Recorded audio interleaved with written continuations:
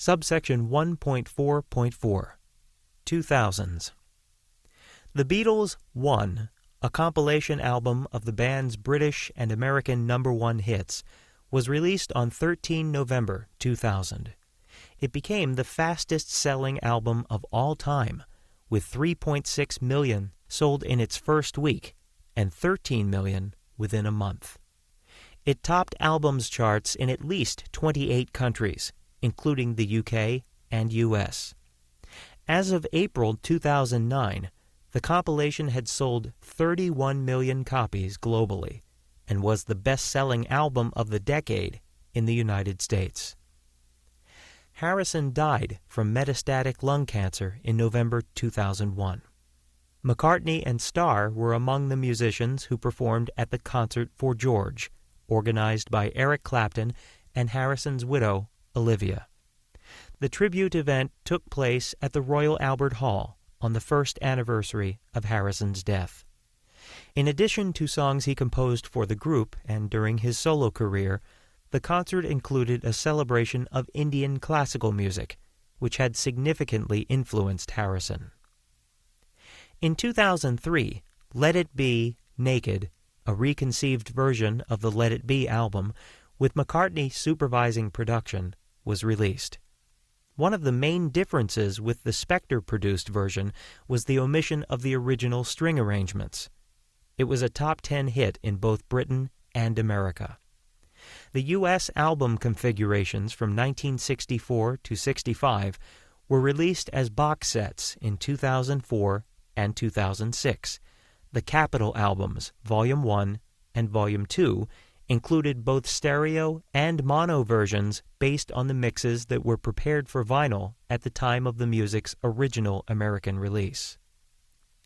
As a soundtrack for Cirque du Soleil's Las Vegas Beatles stage review, Love, George Martin and his son Giles remixed and blended 130 of the band's recordings to create what Martin called, quote, a way of reliving the whole Beatles' musical lifespan in a very condensed period, close quote.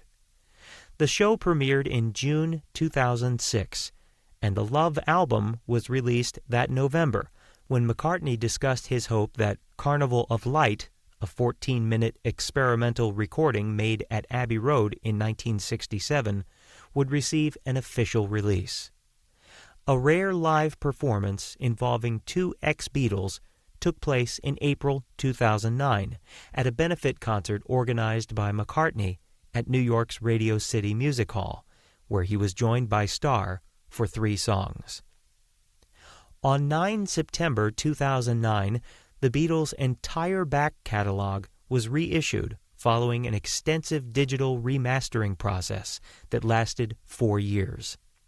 Stereo editions of all 12 original UK studio albums, along with Magical Mystery Tour and the Past Masters compilation, were released on compact disc, both individually and as a box set. Comparing the new releases with the 1987 CDs, which had been widely criticized for their lack of clarity and dynamism, Mojo's Danny Eccleston wrote, quote, the remastered vocals are purer, more natural sounding, and give the illusion of sitting slightly higher in the mix, close quote.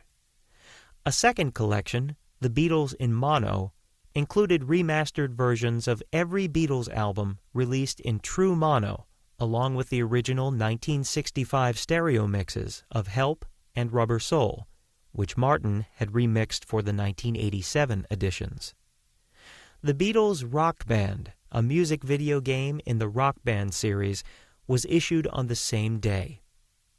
In December 2009, the band's catalog was officially released in FLAC and MP3 format in a limited edition of 30,000 USB flash drives. Subsection 1.4.5 2010s. Owing to a long-running royalty disagreement, the Beatles were among the last major artists to sign deals with online music services. Residual disagreement emanating from Apple Corps' dispute with Apple Inc., iTunes owners, over the use of the name Apple was also partly responsible for the delay, although in 2008 McCartney stated that the main obstacle to making the Beatles' catalog available online was that EMI, quote, wants something we're not prepared to give them, close quote. In 2010, the official canon of 13 Beatles studio albums, Past Masters, and the Red and Blue Greatest Hits albums were made available on iTunes. In 2012, EMI's recorded music operations were sold to Universal Music Group. In order for Universal Music to acquire EMI, the European Union, for antitrust reasons, forced EMI to spin off assets, including Parlophone.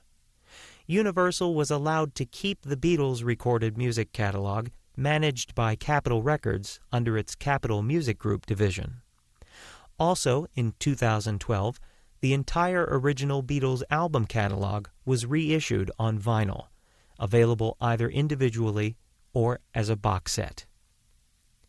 In 2013, a second volume of BBC recordings entitled On Air, Live at the BBC Volume 2 was released.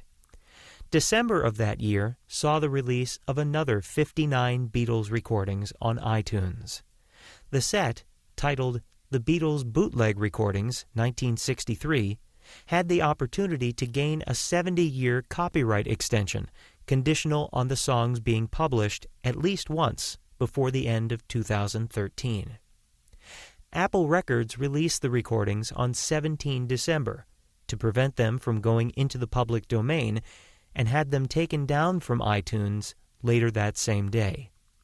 Fan reactions to the release were mixed, with one blogger saying, quote, "The hardcore Beatles collectors who are trying to obtain everything will already have these," close quote.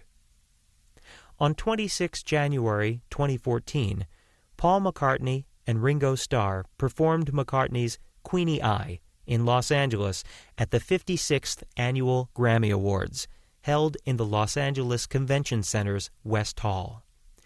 The following day, The Night That Changed America, a Grammy salute to the Beatles television special, was taped in the same hall.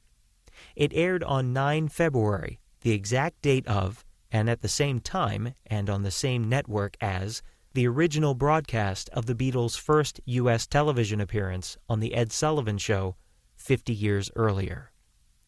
The special included performances of Beatles songs by current artists as well as by McCartney and Starr, archival footage, and Paul and Ringo being interviewed by David Letterman at the Ed Sullivan Theater, site of The Ed Sullivan Show.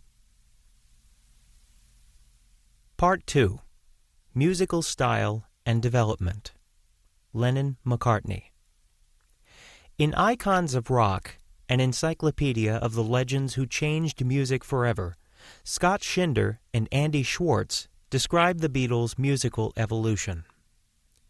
In their initial incarnation as cheerful, wisecracking mop-tops, the Fab Four revolutionized the sound, style, and attitude of popular music and opened rock and roll's doors to a tidal wave of British rock acts. Their initial impact would have been enough to establish the Beatles as one of their era's most influential cultural forces. But they didn't stop there. Although their initial style was a highly original, irresistibly catchy synthesis of early American rock and roll and R&B, the Beatles spent the rest of the 1960s expanding rock's stylistic frontiers, consistently staking out new musical territory on each release. The band's increasingly sophisticated experimentation encompassed a variety of genres, including folk rock, country, psychedelia, and Baroque pop, without sacrificing the effortless mass appeal of their early work. In The Beatles as Musicians, Walter Everett describes Lennon and McCartney's contrasting motivations and approaches to composition. Quote, "McCartney may be said to have constantly developed, as a means to entertain, a focused musical talent with an ear for counterpoint and other aspects of craft in the demonstration of a universally agreed-upon common language that he did much to enrich. Conversely, Lennon's mature music is best appreciated as the daring product of a largely unconscious, searching but undisciplined artistic sensibility." Close quote. Ian MacDonald describes McCartney as, quote, "a natural melodist, a creator of tunes capable of existing apart from their harmony." Close quote. His melody lines are characterized as primarily, quote, "vertical," close quote, employing wide, consonant intervals which express his, quote, "extrovert energy and optimism," close quote. Conversely, Lennon's, quote, "sedentary, ironic personality," close quote, is reflected in a, quote, "horizontal," close quote, approach, featuring minimal, dissonant intervals and repetitive melodies which rely on their harmonic accompaniment for interest. Quote, "Basically a realist, he instinctively kept his melodies close to the rhythms and cadences of speech, coloring his lyrics with bluesy tone and harmony rather than creating tunes that made striking shapes of their own." Close quote. MacDonald praises Harrison's lead guitar work for the role his, quote, "characterful lines and textural colorings," close quote, play in supporting Lennon and McCartney's parts, and describes Starr as, quote, "the father of modern pop rock drumming," close quote. Section 2.1 Influences. The band's earliest influences include Elvis Presley, Carl Perkins, Little Richard, and Chuck Berry. During the Beatles' co-residency with Little Richard at the Star Club in Hamburg from April to May 1962, he advised them on the proper technique for performing his songs. Of Presley, Lennon said, quote, "Nothing really affected me until I heard Elvis. If there hadn't been Elvis, there would not have been the Beatles." Close quote. Other early influences include Buddy Holly, Eddie Cochran, Roy Orbison, and the Everly Brothers. The Beatles continued to absorb influences long after their initial success, often finding new musical and lyrical avenues by listening to their contemporaries, including Bob Dylan, Frank Zappa, The Lovin' Spoonful, The Byrds, and the Beach Boys, whose 1966 album Pet Sounds amazed and inspired McCartney. Martin stated, quote, "No one made a greater impact on the Beatles than Brian Wilson," close quote. Ravi Shankar, with whom Harrison studied for 6 weeks in India in late 1966, had a significant effect on his musical development during the band's later years. Section 2.2 Genres. Originating as a skiffle group, the Beatles quickly embraced 1950s rock and roll and helped pioneer the Mersey beat genre, and their repertoire ultimately expanded to include a broad variety of pop music. Reflecting the range of styles they explored, Lennon said of Beatles for Sale, quote, "You could call our new one a Beatles country and western LP," close quote. While Gould credits Rubber Soul as, quote, "the instrument by which legions of folk music enthusiasts were coaxed into the camp of pop," close quote. Although the 1965 song Yesterday was not the first pop record to employ orchestral strings, it marked the group's first recorded use of classical music elements. Gould observes, quote, "The more traditional sound of strings allowed for a fresh appreciation of their talent as composers by listeners who were otherwise allergic to the din of drums and electric guitars," close quote. They continued to experiment with string arrangements to various effect. Sgt. Pepper's She's Leaving Home, for instance, is, quote, "cast in the mold of a sentimental Victorian ballad," close quote, Gould writes. Quote, "Its words and music filled with the cliches of musical melodrama," close quote. The band's stylistic range expanded in another direction with their 1966 B-side, Rain, described by Martin Strong as, quote, "the first overtly psychedelic Beatles record," close quote. Other psychedelic numbers followed, such as Tomorrow Never Knows, recorded before Rain, Strawberry Fields Forever, Lucy in the Sky with Diamonds, and I Am the Walrus. The influence of Indian classical music was evident in Harrison's The Inner Light, Love You Too, and Within You, Without You. Gould describes the latter two as attempts, quote, to replicate the raga form in miniature, close quote. Innovation was the most striking feature of their creative evolution, according to music historian and pianist Michael Campbell. Quote, a day in the life encapsulates the art and achievement of the Beatles as well as any single track can. It highlights key features of their music, the sound imagination, the persistence of tuneful melody, and the close coordination between words and music. It represents a new category of song, more sophisticated than pop and uniquely innovative. There literally had never before been a song, classical or vernacular, that had blended so many disparate elements so imaginatively, close quote. Philosophy professor Bruce Ellis Benson agrees, quote, the Beatles give us a wonderful example of how such far-ranging influences as Celtic music, rhythm and blues, and country and western could be put together in a new way, close quote. Author Dominic Pedler describes the way they crossed musical styles, quote, far from moving sequentially from one genre to another, as is sometimes conveniently suggested, the group maintained in parallel their mastery of the traditional, catchy chart hit, while simultaneously forging rock and dabbling with a wide range of peripheral influences, from country to vaudeville. One of these threads was their take on folk music, which would form such essential groundwork for their later collisions with Indian music and philosophy, close quote. As the personal relationships between the band members grew increasingly strained, their individual tastes became more apparent. The minimalistic cover artwork for the White Album contrasted with the complexity and diversity of its music, which encompassed Lennon's Revolution 9, whose musique concrète approach was influenced by Yoko Ono, Starr's country song Don't Pass Me By, Harrison's rock ballad While My Guitar Gently Weeps, and the, quote, proto-metal roar, close quote, of McCartney's Helter Skelter. Section 2.3. Contribution of George Martin.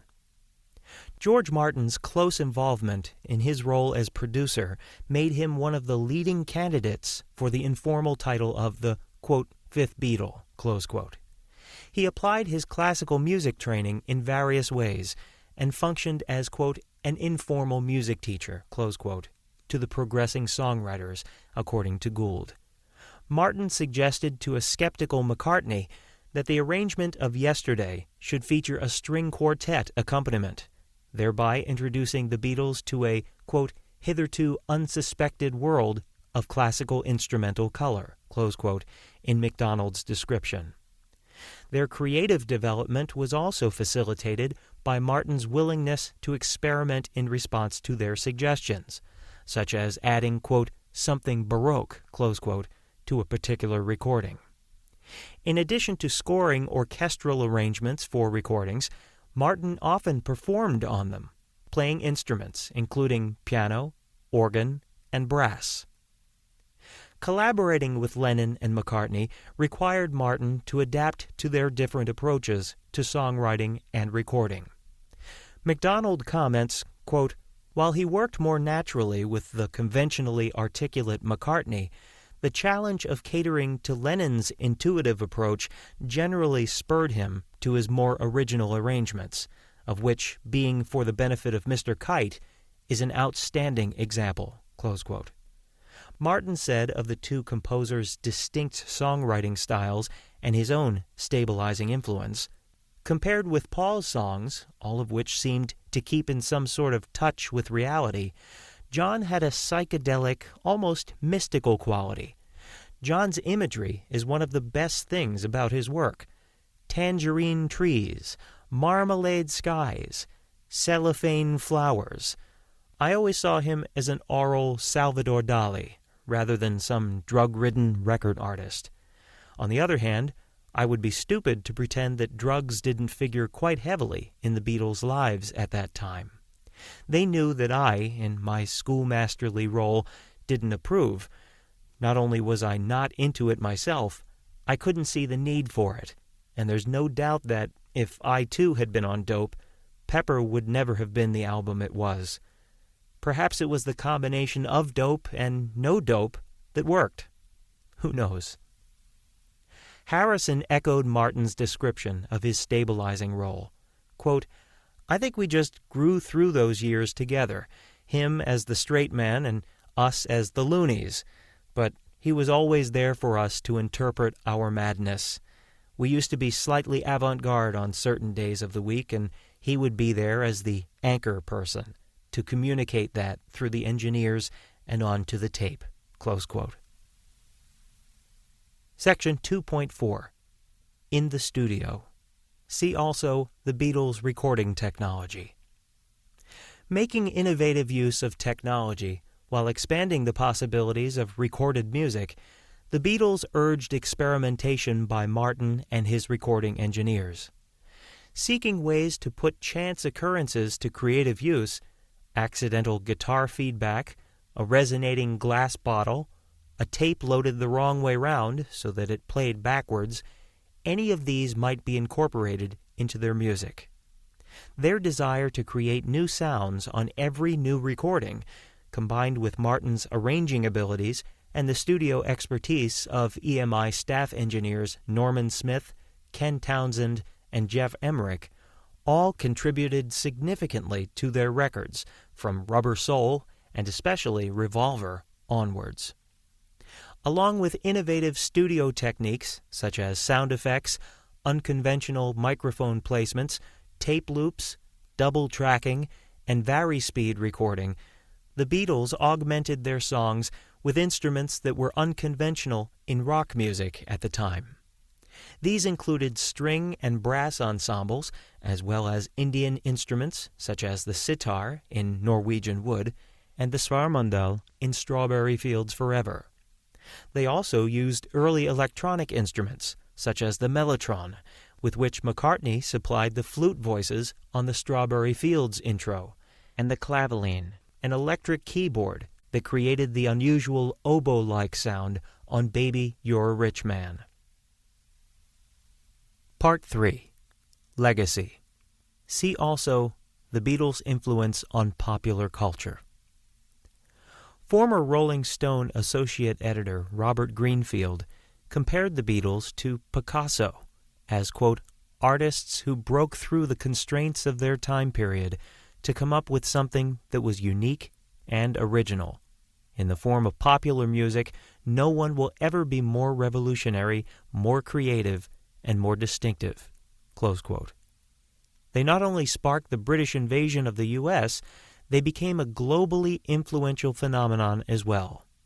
From the 1920s, the United States had dominated popular entertainment culture throughout much of the world, via Hollywood movies, jazz, the music of Broadway and Tin Pan Alley, and later, the rock and roll that first emerged in Memphis, Tennessee.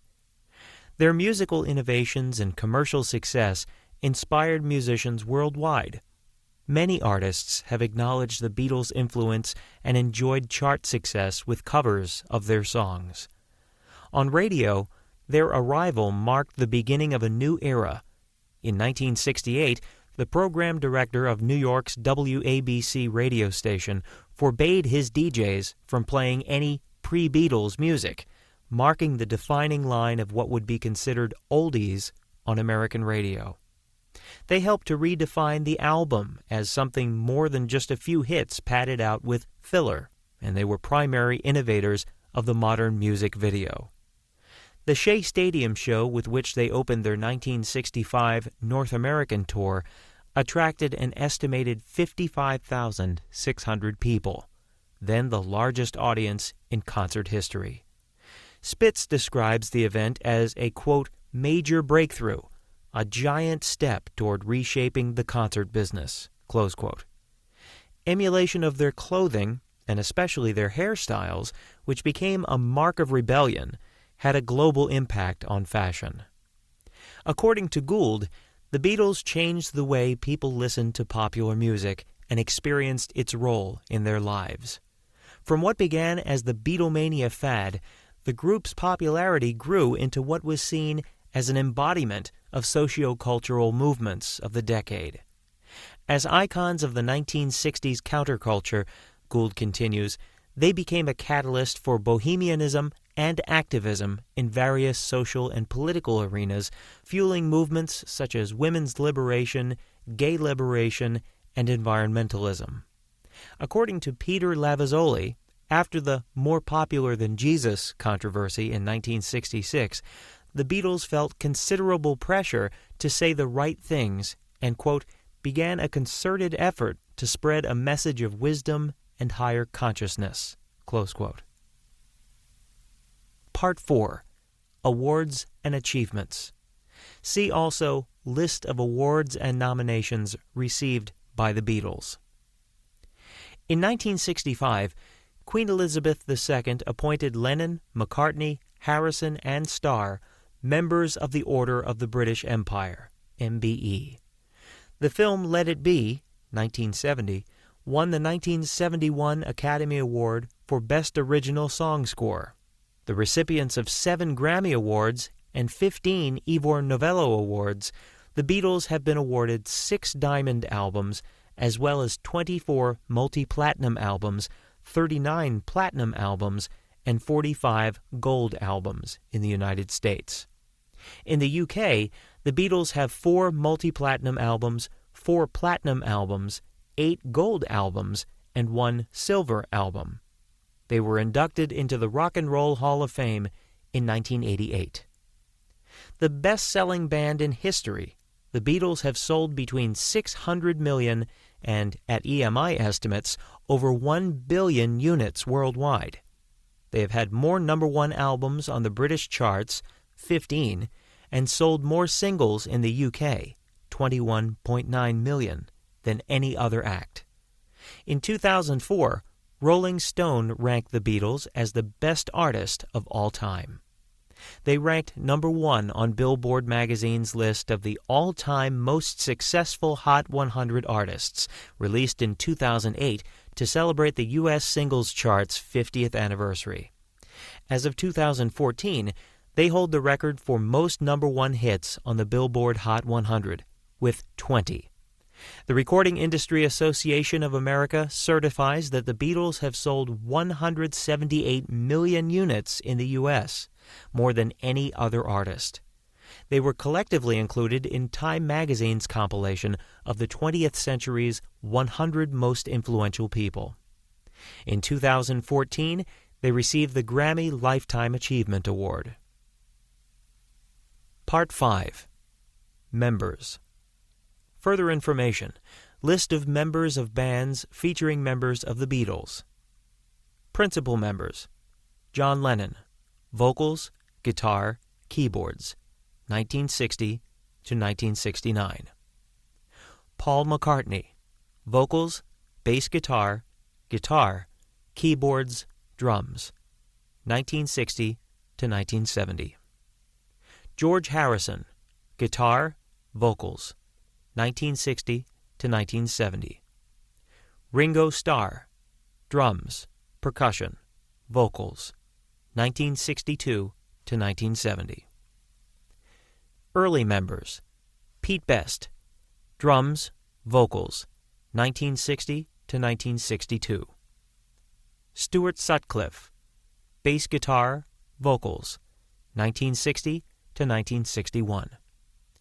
Chas Newby. Bass guitar, 1960 to 1961. Norman Chapman. Drums, 1960. Tommy Moore. Drums, 1960. Touring members. Jimmy Nicol. Drums, 1964. Part 6. Discography. Main article. The Beatles' discography. Further information. List of the Beatles songs, the Beatles recording sessions, and the Beatles bootleg recordings. Section 6.1, Original UK LPs. Please Please Me, 1963. With the Beatles, 1963. A Hard Day's Night, 1964. Beatles for Sale, 1964. Help, 1965. Rubber Soul, 1965. Revolver, 1966. Sgt. Pepper's Lonely Hearts Club Band, 1967. The Beatles, The White Album, 1968. Yellow Submarine, 1969. Abbey Road, 1969.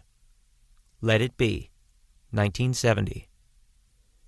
When the above albums were reissued on CDs in 1988, the American Magical Mystery Tour album, 1967, and the double CD compilation set Past Masters were included so the full set would contain every track commercially released in the band's lifetime.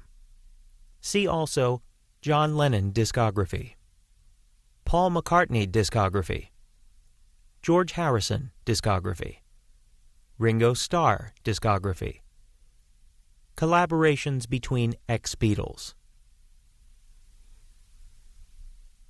Part 7. Song Catalog. Through 1969, the Beatles catalog was published almost exclusively by Northern Songs Limited, a company formed in February 1963 by music publisher Dick James, specifically for Lennon and McCartney, though it later acquired songs by other artists. The company was organized with James and his partner, Emmanuel Silver, owning a controlling interest variously described as 51% or 50% plus one share. McCartney had 20%. Reports again vary concerning Lennon's portion, 19 or 20%, and Brian Epstein's, 9 or 10%, which he received in lieu of a 25% band management fee. In 1965, the company went public. 5 million shares were created, of which the original principals retained 3.75 million. James and Silver each received 937,500 shares, 18.75% of 5 million. Lennon and McCartney each received 750,000 shares, 15%, and Epstein's management company, NEMS Enterprises, received 375,000 shares, 7.5%. Of the 1.25 million shares put up for sale, Harrison and Starr each acquired 40,000. At the time of the stock offering, Lennon and McCartney renewed their 3-year publishing contracts, binding them to Northern Songs until 1973.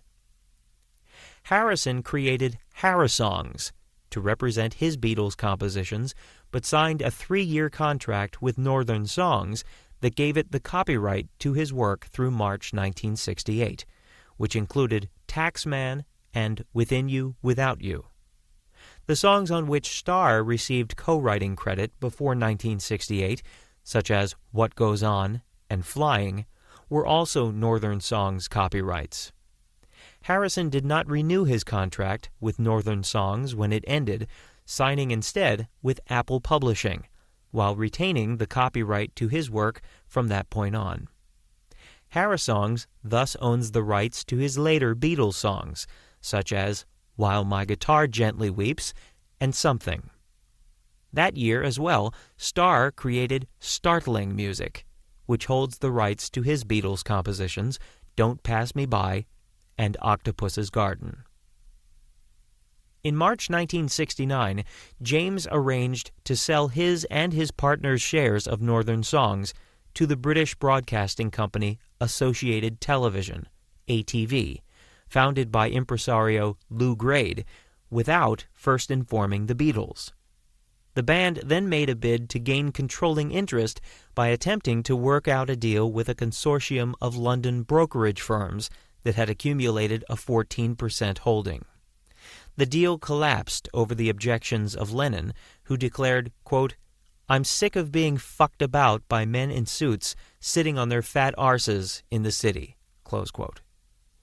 By the end of May, ATV had acquired a majority stake in Northern Songs, controlling nearly the entire Lennon-McCartney catalog, as well as any future material until 1973. In frustration, Lennon and McCartney sold their shares to ATV in late October 1969. In 1981, financial losses by ATV's parent company, ACC, led it to attempt to sell its music division. According to authors Brian Southall and Rupert Perry, Grade contacted McCartney offering ATV Music and Northern Songs for $30 million. According to an account McCartney gave in 1995, he met with Grade and explained he was interested solely in the Northern Songs catalog if Grade were ever willing to, quote, separate off, close quote, that portion of ATV Music. Soon afterwards, Grade offered to sell him Northern Songs for £20 million, giving the ex-Beatle, quote, a week or so, close quote, to decide.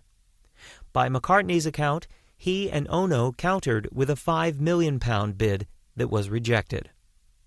According to reports at the time, Grade refused to separate Northern Songs and turned down an offer of £21 to £25 million from McCartney and Ono for ATV Music.